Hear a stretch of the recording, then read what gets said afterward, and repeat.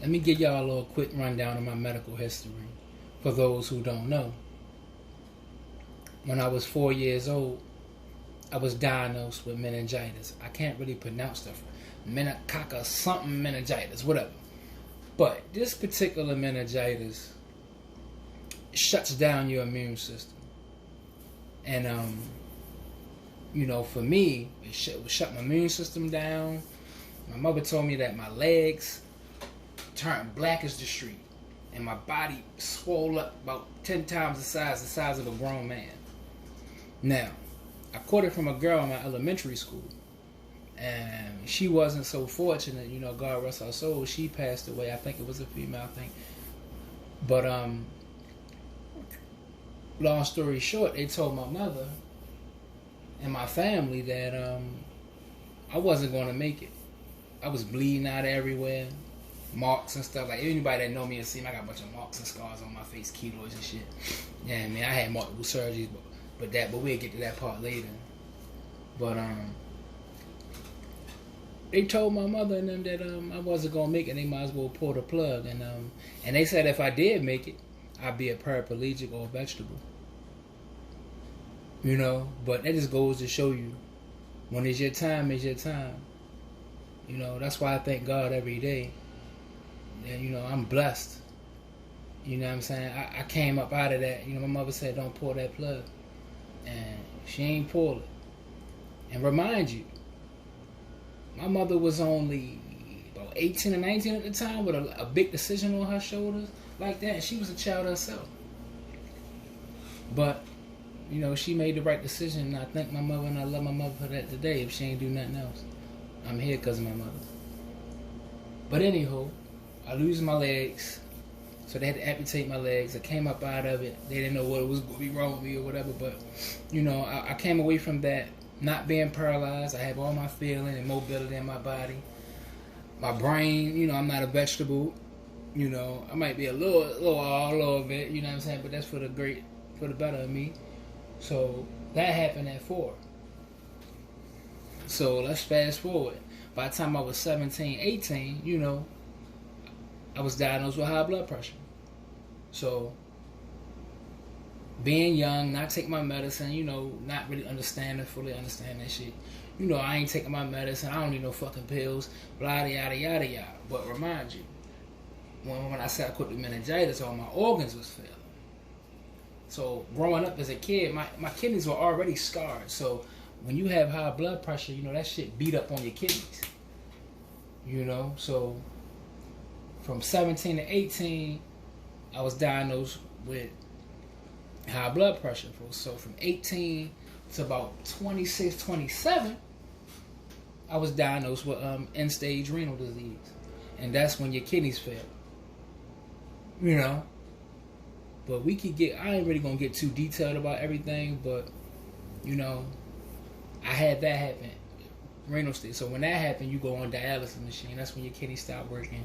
Your kidneys are basically like a filter that, filters out, toxins in your body, get the fluid, regulate the fluid in your body. So if your kidneys fail, you don't have the ability to do that. Thank God we live in these times, and you can live and get better. But so that was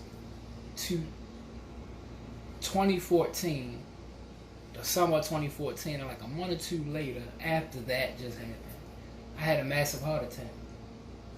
26, 27 years old, massive heart attack.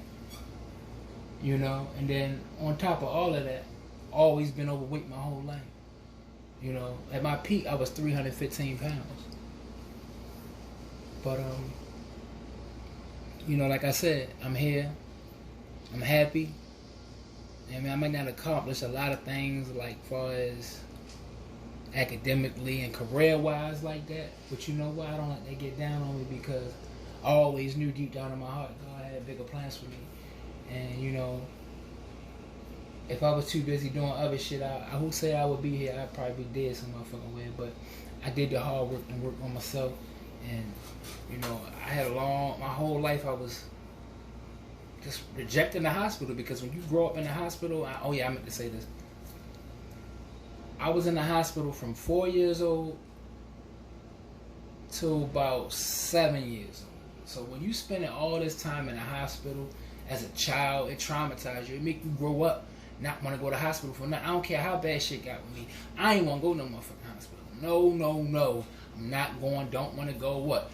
Nope. I don't. I gotta be practically dying to go to that hospital. But the whole time I'm avoiding that shit, I'm ignoring my health, and that's why I was at the way I was at now. You know. But right now I'm currently turned a lot of stuff around. You know. Getting off medications, high blood pressure, losing the weight, doing what I got to do, eating better, turning my life around, you know, and just focusing more on me, you know what I'm saying? And then right now, I'm currently on a transplant list. Right now, you know, so I can be getting a transplant anytime now, you know. And I just thank God every day, you know, I'm at this point, because I know it's hard to overcome certain things. I don't smoke cigarettes anymore.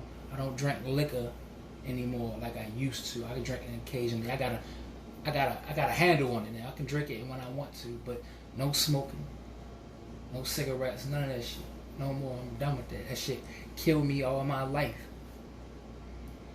You know what I'm saying? Nope. I'm done with that. So what I'm saying is like, yeah, that's really to sum it up as far as my medical, you know. A lot of little other things in between. I just wanted to give y'all like the major big things that happened to me, you know, and now we're here, so yeah. But I found myself complaining sometimes, whining, crying, and bitching. You know, we all do. You know what I'm saying? And you know, God just always remind me, like, or whoever, it can always be worse.